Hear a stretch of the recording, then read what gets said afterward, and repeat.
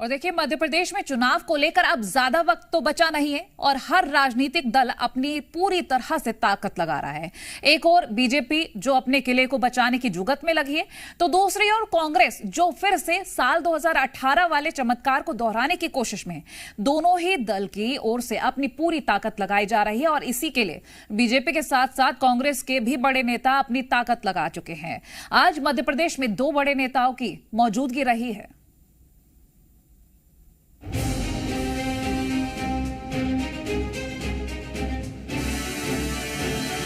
MP के चुनावी रण में दिग्गज उतर चुके हैं। सियासी रण में अब बड़े बड़े शब्दों के बाढ़ छोड़े जा रहे हैं। कांग्रेस हो या फिर बीजेपी, कोई भी पीछे नहीं है। कोई मुद्दा लिए हुंकार भर रहा है तो कोई भ्रष्टाचार को हथियार बनाकर दूसरे पर प्रहार कर रहा है। आज भी एमपी का सियासी पारा हाई रहा। जब कांग्रेस की तरफ से प्रियंका गांधी गरजती नजर आई, तो वहीं दूसरी ओर जबलपुर पहुंचे प्रधानमंत्री नरेंद्र मोदी ने भी हुंकार भरी। सबसे पहले धार जिले की बात करते हैं, जहां कांग्रेस की राष्ट्रीय महासचिव प्रियंका गांधी वाड्रा पहुंची। विधानसभा चुनाव से पहले कांग्रेस लगातार आदिवासियों पर फोकस किए आगे बढ़ रही है। यही कारण है कि प्रियंका आज मालवा निमाड़ के आदिवासी अंचल धार के मोहनखेड़ा पहुंची, जहां उन्होंने चुनावी जनसभा को संबोधित किया। आप अपने बच्चों को पाठशाला भी नहीं भेज सकते ये जानने के बिना कि वहाँ पे भी भ्रष्टाचार हुआ है। यहाँ व्यापम का घोटाला हुआ, 50 से अधिक लोगों की मौत हुई। इन्होंने जांच कराई। ये जो ईडी ये सबके घर भेज देते हैं एजेंसियों को, पता चला कि किसी ने इनके खिलाफ कुछ कह दिया, लिख दिया, एकदम ईडी पहुंच गई उनके घर। अरे यहाँ तक कि फिल्मों के अभिनेताओं के घर भी कल परसों ईडी पहुंच गई।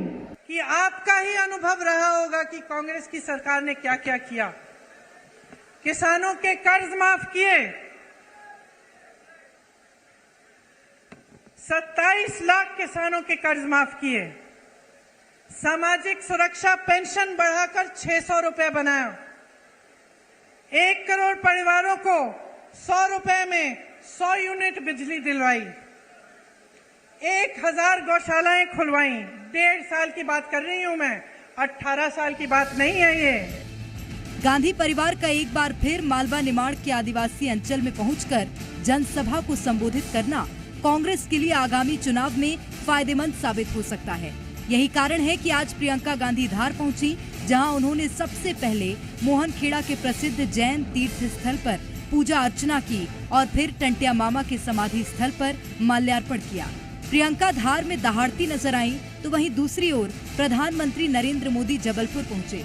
पीएम मोदी पहले ऐसे पीएम हैं जिन्होंने मध्य प्रदेश के सबसे ज्यादा दौरे किए हैं। जबलपुर पहुंचे प्रधानमंत्री नरेंद्र मोदी ने गोंडवाना की महान शासिका वीरांगना रानी दुर्गावती स्मारक निर्माण का शिलान्यास किया। ये स्मारक मदन महल की पहाड़ियों पर 100 करोड़ रुपए की लागत से बनाया गया है। इसके साथ ही चुनावी जनसभा को संबोधित करते हुए पीएम मोदी ने विपक्ष पर जमकर हमला बोला। आज यहाँ कुल 12,000 करोड़ रुपए से अधिक के विकास कार्यों का शिलान्यास और लोकार्पण हुआ है। पानी और गैस की पाइपलाइन हो या फिर 4 लेन सड़कों का नेटवर्क, ये लाखों लाख लोगों का जीवन बदलने वाले प्रोजेक्ट है। मेरी माताओं बहनों को रसोई घर में धुएं से मुक्ति मिलनी चाहिए कि नहीं मिलनी चाहिए? क्या ये काम कांग्रेस पहले नहीं कर सकती थी? नहीं किया। उनको माताओं बहनों की, उनके स्वास्थ्य की, उनकी तबीयत की परवाह नहीं थी। भाइयों बहनों, गरीब परिवार की करोड़ों बहनों को हमने इसीलिए बड़ा अभियान चलाकर उज्ज्वला का। चुनावी घड़ी नजदीक है और एमपी में दिग्गजों का जमावड़ा लगना शुरू हो गया है। देखना होगा कि इस चुनावी रण में कौन किस पर भारी पड़ता है। ब्यूरो रिपोर्ट, जी मीडिया।